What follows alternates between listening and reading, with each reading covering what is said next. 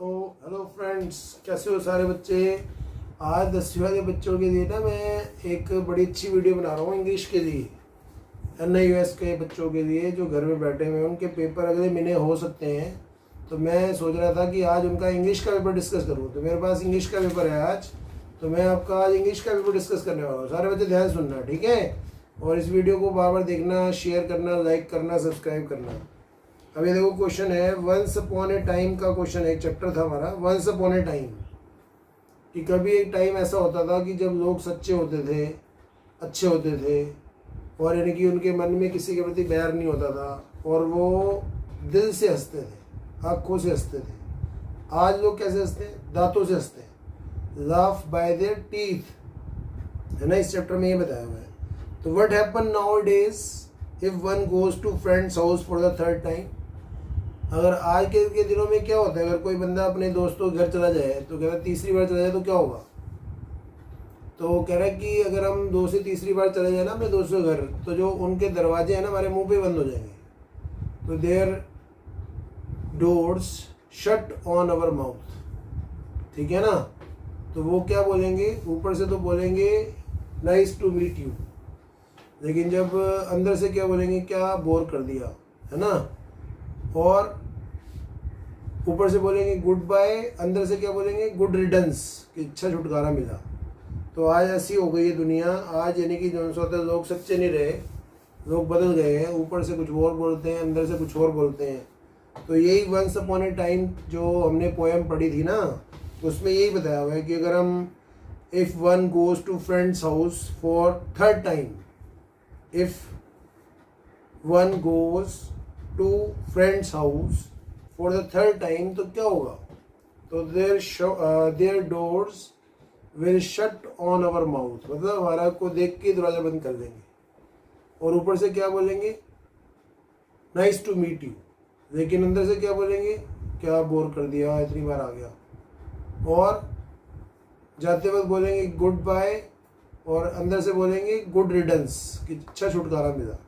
तो ये once upon ए time में पोएम में बता रखा है कि लोग पहले अच्छे होते थे और मन से हंसते थे, सबकी मन से इज्जत करते थे। लेकिन आज जो होता क्या करते हैं, आज ऐसा नहीं करते हैं। आज यानी कि जो क्या करते हैं, वो दे लव बाय देयर टीथ। उनके जो वर्ड स्पोकन है और उनका जो हार्ट है वो डिफरेंट है, वो अलग सोचते हैं, अलग करते हैं।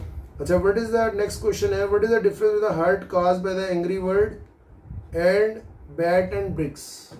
ये पोएम पढ़ी थी हमने, चैप्टर पढ़ा था द ट्रुथ। किस बात की सच्चाई है, कि इस बात में सच्चाई है कि अगर हम किसी को किससे बैट और ब्रिक से मारे ना, तो उसके घाव भर जाएंगे, तो वुंड्स विल हील अप। लेकिन जो एंग्री वर्ड्स होते हैं ना, वर्ड्स मतलब शब्द होते हैं, दे हॉन्ट अस, वो हमें डराते हैं फॉर लॉन्ग टाइम। उनके घाव नहीं भरते हैं, वो हमारे दिल पे अटैक करते हैं सीधा। उनके जो एंग्री वर्ड्स होते हैं ना, हमारे दिल को यानी कि हमारे हार्ट को अटैक करते हैं। और उनका जो होता है, कभी भी यानी कि जो होता है, हमारे से डर खत्म नहीं होता, हमेशा हमेशा हॉन्ट करते रहते हैं। हमेशा क्या करते रहते हैं, हॉन्ट मतलब डराते रहते हैं। तो एंग्री वर्ड जो होते हैं ना, उनके द्वारा जो वुंड कॉज होते हैं ना, दे नेवर हील अप। तो एंग्री वर्ड्स, बुरे शब्द जो से हमें हमेशा डराते हैं। लेकिन जो बैड ब्रिक्स से जो हमें घाव लगते हैं, वूंड लगते हैं, दे हील अप वेरी अर्ली, वो जल्दी भर जाते हैं। तो इस ट्रुथ पोएम में ये बताया हुआ है कि जो शब्द होते हैं ना, वो हमें लॉन्ग टाइम तक हॉन्ट करते रहते हैं, वो हमारे दिलो दिमाग से निकलते ही नहीं है कभी, ठीक है। अच्छा, एक चैप्टर पढ़ा था हमने, माई ओनली क्राई। इसमें बच्चा जो होता है ना, परेशान हो रहा है, बड़ों से कह रहा है कि तुमने इतना झूठा संसार बना दिया, तुम बड़े लोग यानी कि जो होते हैं, बड़े बड़े खतरनाक हथियार बना के बैठ गए, लेकिन बच्चों की नहीं सुन रहे। बच्चों को बोलते हैं कि झूठ मत बोलो, लेकिन खुद इतना झूठ बोलते हैं। तो जो छोटे बच्चे हैं, वो बड़ों से क्या कह रहे थे, बड़ों से कह रहे थे स्टॉप टेलिंग लाइज, झूठ बोलना बंद करो, स्टॉप मेकिंग वार्स, युद्ध करना बंद करो, स्टॉप मेकिंग वेपन्स, हथियार बनाना बंद करो, ठीक है ना। तो they wanted to live in peaceful world. बच्चे जो से चाहते हैं वो पीसफुल वर्ल्ड में रहें। लेकिन बड़ों ने क्या किया है, इस दुनिया को पीसफुल बनाया हुआ है? नहीं, बड़ों ने इस दुनिया को ना बड़ा वायलेंट बना दिया है, हिंसक बना दिया है। कहीं पे भी लड़ाई हो सकती है, कहीं पे भी हमला हो सकता है। ऐसे मतलब इतने हथियार बना के बैठे हुए हैं, जो पूरी दुनिया के लिए खतरनाक है। तो माई ओनली क्राई में जो बच्चा है ना, वो कह रहा है I don't know how to like you, like you, तुम जैसा झूठ कैसे बोलूं मुझे ये नहीं पता। तो यानी कि बच्चा झूठ बोलना चाहता है। Adult can not tell lies, the children always speak truth. इसका मतलब होता है कि बच्चे हमेशा सच बोलते हैं, वो झूठ बोलने नहीं जानते, ठीक है ना। तो इसका आंसर क्या लिखेंगे, children always speak truth. I don't know how to like you, बच्चा कह रहा है कि मेरे को ये नहीं पता मैं कैसे यानी कि तुम्हारे जैसे झूठ बोलूं। तो इसका मतलब ये है कि बच्चे बड़ों की तरह झूठ नहीं बोल सकते हैं, बड़े ज़्यादा झूठ बोलते हैं और जो बच्चे होते हैं वो हमेशा सच्ची बोलते हैं। अच्छा, एक टॉल ट्री पोएम पढ़ी थी कि जो ट्रीज होते हैं वो बड़े इम्पोर्टेंट होते हैं, वो हमारे लिए सारे काम करते हैं।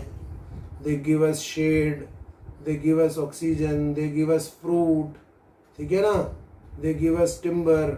ऐसे मतलब जो ट्रीज होते हैं they our life for us, वो हमारी लाइफ है, उनके बिना हमारे लिए लाइफ पॉसिबल नहीं है। तो जो ट्रीज होते हैं ना बड़े टॉल होते हैं, उनके जो हेड होते हैं ना, तना होता है ऊपर की तरफ होता है, इसका मतलब क्या है कि वो बहुत टॉल होते हैं। And their heads in the sky का मतलब क्या होता है कि उनकी जो स्टेम होती है वो क्या होती है, ऊपर की तरफ होती है।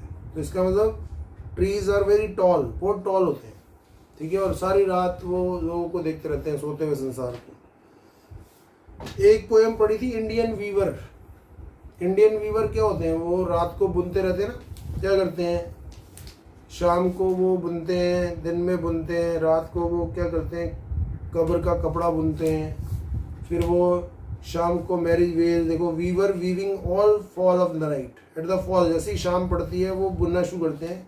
Y do you weave a garment so bright, तुम इतने चमकदार कपड़े क्यों बुनते हो। Like the plumes of peacock, जैसे पीकॉक के पंख नहीं होते, द पर्पल एंड ग्रीन, बड़े बड़े पर्पल ग्रीन होते हैं। We weave the marriage veil of the queen, कि हम क्वीन का मैरिज वेल बुनते हैं। तो ये पोएम का स्टैंजा दिया हुआ है। What are the colour of the garment, colour क्या है गारमेंट के, पर्पल ग्रीन, पीकॉक की तरह, जो पीकॉक के प्लम्स होते हैं ना, प्लम्स होते हैं, प्लम, उनकी तरह यानी कि पर्पल और ग्रीन होते हैं। What is the garment compare to, garment को किससे कंपेयर किया गया, प्लम ऑफ द पीकॉक, जैसे पीकॉक के पंख होते हैं ना उसके साथ कंपेयर किया गया। तो देखेंगे garment compare to the plumes of the peacock. अच्छा, who will wear the garment, कौन पहनेगा ये गारमेंट, ये मैरिज वेल है क्वीन का। तो दीज गारमेंट जो से होते हैं are prepared for queen, queen के लिए बनाए गए हैं। When will she wear it, कब पहनेगी इसको, she will wear it on at the occasion of her marriage, उसकी मैरिज के ओकेशन में पहनेगी। तो ये इंडियन वीवर्स की पोएम हमने पढ़ी थी, थोड़ी सी ये भी रिवीजन करना, थोड़ा थोड़ा देखो मैं हिंट दे रहा हूँ। अच्छा, एक हमने चैप्टर पढ़ा था रस्किन बॉन्ड का, the parrot who would not talk, say that we should be kind to the pets comment. अभी कहानी आपको याद होगी, आंट रूबी थी, उसने एक पेट पाला था, उसको बड़ा शौक था कि मैं पिंजरे में तोता पालूं जो बोले, ठीक है। उसको अपने पिंजरे में ना, उसको बड़ी कोशिश करती थी, उसको अपने घर में पाल रखा था, उसको बोलती थी ये बोल वो बोल, तो वो बोलता नहीं था। फिर उसको गुस्सा आ जाता था, वो कहती थी यू आर सो अगली, you can not dance, you can not speak, ठीक है ना। तो उसको ऐसे बोलती थी, तो तोता धीरे धीरे ना यही बात बोलने लग गया। वो जब भी आंट रूबी को देखता था ना, वो यही बोलने लग जाता था, you are ugly, you can not dance, can not speak, can not sing, ठीक है ना। तो आंट रूबी को बड़ी शर्मिंदगी होती थी क्योंकि तोता उसको देख के बोलने लग जाता था। लेकिन जो उसके घर में लेखक था, पोएट था, राइटर था, जिसने गाने लिखी है रस्किन बॉन्ड, उसने उसको बड़े सारे उसकी पसंद के फल खिलाए, मिर्ची खिलाई, आम के छोटे छोटे पीस खिलाए। तो जो तोता था ना एक दिन उड़ जाता है, वो उसको खोल देता है, उड़ जाता है वो। लेकिन वो तोता वहाँ पर ढूंढ ढूंढ के उसको वापस ढूंढने आ जाता है, क्योंकि उसको वही स्वाद याद आ जाता है, आम का, मैंगो का और चिलीज का। तो इस तरह से जो तोता है ना, वो पोएट के लव की वजह से वापस आता है, लेकिन आंट रूबी को देख के वो भाग जाता है। तो इससे पता लगता है कि हमें ना पेट्स के साथ अच्छा व्यवहार करना चाहिए और उन्हें प्यार से रखना चाहिए। अगर हम उनको नहीं रखेंगे प्यार से तो वो वापस नहीं आएंगे कभी भी, ठीक है ना। और हमारे साथ प्यार भी नहीं करेंगे। जैसे आंट रूबी का तोता ना आंट रूबी से प्यार नहीं करता था, क्योंकि आंट रूबी उसको उल्टा सीधा बोलती थी, you can not dance, you can not sing, ठीक है ना। तो ये बात समझ आती है।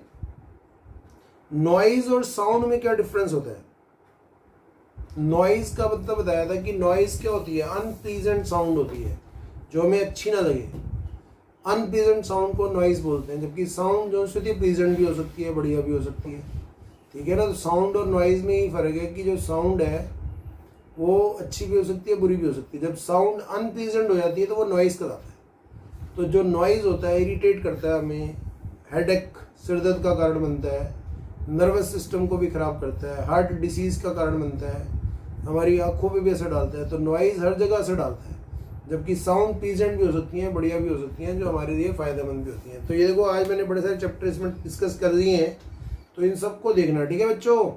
ये आपको देखो याद कर करके मैं ये वीडियो बना रहा हूँ ताकि आपका फ़ायदा हो जाए। घर बैठे बैठे थोड़ा सा देखते रहोगे तो याद रहेगा, ठीक है। देखते रहना। Thank you very much.